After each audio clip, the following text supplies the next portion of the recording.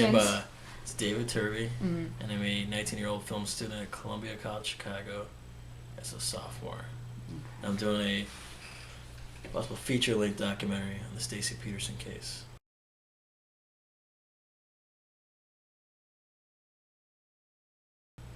I mean, everything's been pretty exciting. Every time I meet someone new, usually that helps me out. Mhm. Like going up in the airplane was really cool. Yeah. Being able to get aerial shots for free of what I'm doing. Yeah. I don't know. I mean, pretty much I have my own time. I have my own gear. And then maybe and then you just introduce yourself to people and then get connections established and be like, "Hi, I'm David Turvey. I'm making this film. Is it okay if I follow you? Can I hang out with you?" And everyone's been really open and more than willing to help me out and let me into their lives is what they're doing.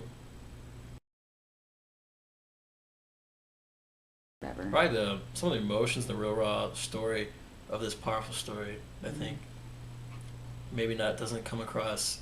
I mean, it comes across pretty powerful in some of the specials on TV, but I think I could maybe convey it a lot more powerful by using all the footage I have with the in-depth look into their real lives, and just following them and how they really are.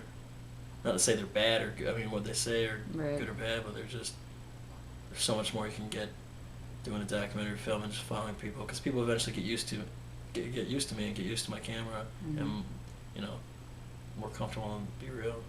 Would you?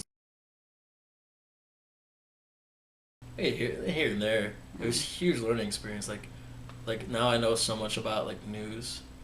It's ridiculous. Like how news really works. How like from like the basics of how news works to how you set up a live shot. They've like helped me. They let me help them set up lights. They let me help set up cameras. They let me carry gear and just become part of the crew a little bit. They were like one of the producers of Geraldo Rivera's show was laughing at me. He's like, "Well, here you're this kid at first filming us, and now you've become one of us." Like, "Oh no, I'm still independent. So you can't get me." I would love to go to like a war-torn country though and film. That'd be really exciting. Throw a bulletproof vest on and go like, when bullets are flying. I would do that in a second. Yeah. I think I'm nuts. They don't like me doing any of this kind of stuff. I like to get in situations in which are hard to get out of. I wouldn't have a problem going up and filming, hanging out with a bunch of gang members and making a documentary on them if they let me. Or people think I'm crazy doing this now. I mean, they think it's crazy for me to go talk to Drew, knock on his door. I'm like, well, what's the big problem? I mean, it's Drew Peterson. He's just like any other person. I mean, who knows? I'm unbiased, so